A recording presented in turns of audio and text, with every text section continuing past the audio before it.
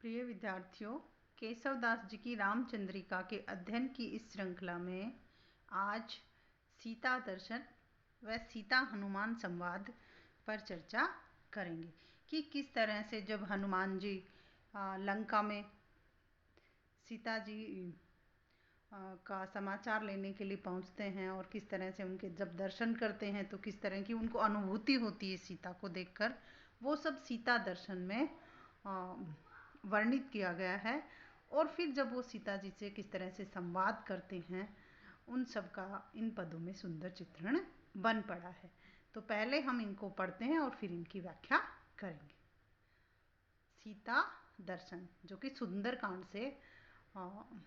सुंदरकांड में सम्मिलित है।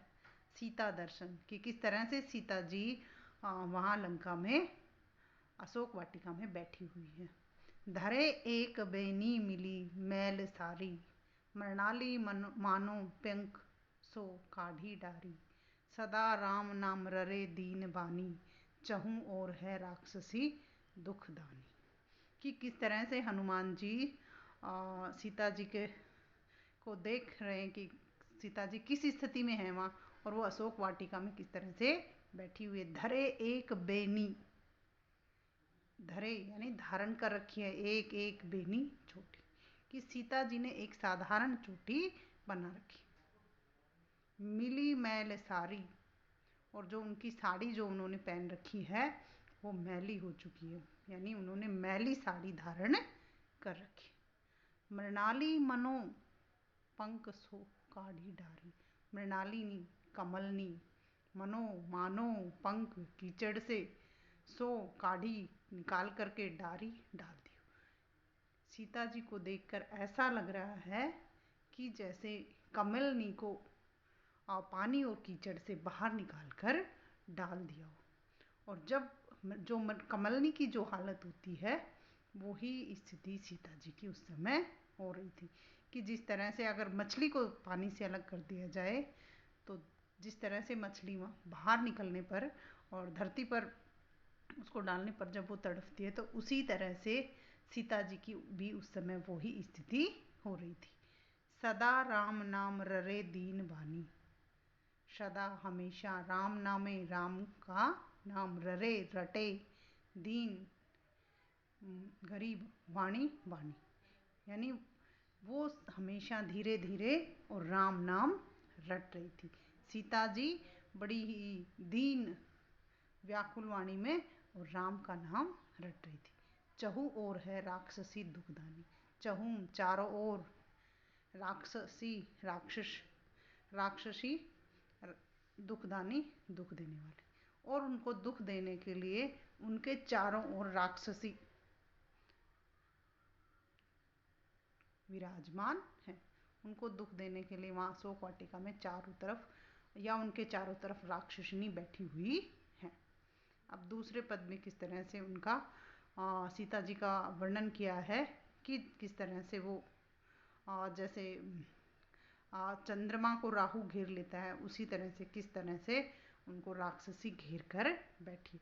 गृषि बुद्धि सी चित्त चिंतानी मानो, कींधो जीव दंतावली में बखानो, कींधो घेरे के राहु नारिन लीनी, कला चंद्र की चारु पीयूष बीनी। ग्रसी बुद्धि सी चित्त चिंतानी मानो, ग्रसी ग्रसित है, बुद्धि बुद्धि सी चित्त मन, चिंतानी मानो, कि ऐसा लग रहा है कि जैसे वो विशेष जो सीता जी हैं वो इस तरह से चिंतामग्न बैठी हैं कि जैसे उनकी बुद्धि को ही भ्रमित हो गई हो, या वो बहुत ही चिंतामग्न बैठी। कींधो जीव दंतावली में बखानो, कि किस तरह से जीव जो है दांतों की पंक्तियों के बीच फंसी हुई है, या संदेह अलंकार है। कींधो की संदेह दर्शाया जा रहा है। कींधो दंतावली में बखानो, जीव दंतावली में बखानो, कि जीव जो है दांतों के बीच में फंसी हुई है। और किस तरह से हनुमान जी कह रहे हैं कि मैं उनका किस तरह से बखान करूं, किस तरह से बताऊं, कि जिस तरह से जीव जो है दांतों की पंक्तियों के बीच फंसी रहती है, उसी तरह से सीता जी भी उन राक्षसियों के बीच में फंसी हुई थी। कींधो घेर के राहुन नारी ही लीनी, कींधो घेरी के घेरी राहु नारिन लीनी, कला चंद्र की चारु पीयूष भीनी। कींधो क्या तो घेर के राहु, कि ऐसा लग रहा था कि चंद्रमा के समान मुख वाली सीता जी को और राहु रूपी उन राक्षसिनियों ने चारों तरफ से घेर रखा हो।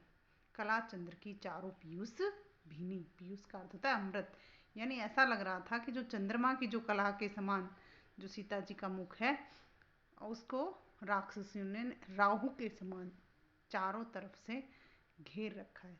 तो किस तरह से सीता जी का हनुमान जी ने दर्शन किया और किस तरह से उनकी जो वहाँ की स्थिति थी उन सब का इसमें केशव दास जी ने बड़े ही सुंदर ढंग से चित्रण किया है। और कींधो जीव दंतावली में बखानों में यहाँ संदेह अलंकार है। आगे हम सीता हनुमान संवाद कि किस तरह से जब हनुमान जी सीता से मिलते हैं और उनके बीच क्या संवाद होता है उसको हम पढ़ेंगे। और ये पद्धटिका छंद में है। जो पद्धटिका जो छंद है ये एक मात्रिक छंद है और इसमें 16 मात्राएं होती, हर पंक्ति में 16 मात्राएं होती हैं। और आठवां जो अक्षर है उसकी मात्रा गुरु होती है और उसके बाद छठे वर्ण की भी मात्रा गुरु होती है। जैसे हौ ये 8वां है तो ये भी गुरु है, और पूत ये 6वीं है अक्षर है तो ये भी गुरु है। कर तोरी कहो हो पवन दूत, जिय जननी जानु रघुनाथ दूत। रघुनाथ कौन दशरथ नंदन, दशरथ कौन अज तन्य चंद। अब हनुमान जी जब सीता जी से मिलते हैं तो वो किस तरह से उनको अपना परिचय देते हैं, और सीता को जब विश्वास नहीं होता है कि भाई हो सकता है ये कोई और हो या कोई मुझे छल रहा हो, तो वो किस तरह से उनसे प्रश्नोत्तर करती है और अपनी शंका को दूर करती है। तो इन सब का इसमें सुंदर चित्रण हुआ। कर तोरी कहो हूँ पवन पुत्र, कर तोरी यानी वचनबद्ध, कर तोरी जोड़ करके कि शपथ लेकर कहूँ कहता हूँ मैं पवन पुत्र, कि मैं आपसे शपथ लेकर कहता हूँ हे सीता मैया, मैं आपसे शपथ लेकर कहता हूँ कि मैं पवन पुत्र हूँ, मैं पवन पुत्र हनुमान हूँ। जिए मन में जननी माता जानो जानो रघुनाथ दूत, हे माता आप मुझे अपने मन में रघुनाथ जी का दूत मानिए। जानू यानी जानिए कि हे माता आप मुझे अपने मन में रघुनाथ जी का, श्री राम जी का दूत मानिए। अब सीता जी पूछती हैं उससे अपने मन की शंका को दूर करने के लिए कि कहीं ये कोई राक्षसी तो छलावा करके नहीं आया, ये मुझे बहकाना तो नहीं चाहता। इसलिए सीता जी अपनी शंकाओं को दूर करने के लिए और उनसे हनुमान जी से किस तरह से प्रश्नोत्तर करती है कि रघुनाथ कौन, कि रघुनाथ कौन है, दशरथ नंद, दशरथ का पुत्र, नंद पुत्र।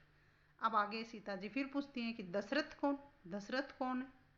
अज तन्य चंद, अज यानी दशरथ के पिता का नाम है तन्य पुत्र चंद, कि वो अज के पुत्र हैं। जब सीता जी को ये पक्का हो जाता है कि हाँ ये तो श्री राम के ही अनुचर हैं, उन्हीं के ही दूत हैं, तो फिर किस तरह से वो उनसे आगे सवाल पूछती है, इसका वर्णन अगले पद में किया गया है। के ही कारण पठियो यही निकेत, निज लेन देन संदेश हेतु। गुण रूप शील शोभा सुभाव, कछु रघुपति के लक्षण बताओ। आगे जब सीता जी उनसे पूछती है के ही कारण, किस कारण से, पठियो आयो यही निकेत इस घर में, कि हे अपने आप को राम जी का दूत बताने वाले आप ये बताइए कि आप इस घर में किस वजह से आए हैं। निज लेन देन संदेश हेतु, निज यानी अपना, देन लेन देन, संदेश हेतु, कि मैं आपका संदेश, आपको संदेश देने और आपका संदेश लेने के लिए आया हूँ। गुण रूप शील शोभा सुभाव, श्री राम जी के गुण की, उनके रूप की, उनके शील, उनके चरित्र की, उनकी शोभा की, उनके स्वभाव की, इन सबको बताने के लिए और मैं आपके पास आया हूँ। कछु रघुपति के लक्षण बताऊँ, कि रघुपति के, श्री राम जी के लक्षण बताने के लिए, उनके गुणों की चर्चा करने के लिए और आपकी कुशल क्षेम पूछने के लिए और उनके कुशल समाचार आपको देने के लिए मैं यहाँ आया हूँ। तो इस तरह से इसमें किस तरह से छोटे छोटे संवादों के माध्यम से और केशवदास जी ने बड़ी ही सुंदर चित्रण किया है। वैसे भी केशवदास जी की रामचंद्रिका की जो संवाद योजना है वो सर्वश्रेष्ठ मानी गई है। धन्यवाद।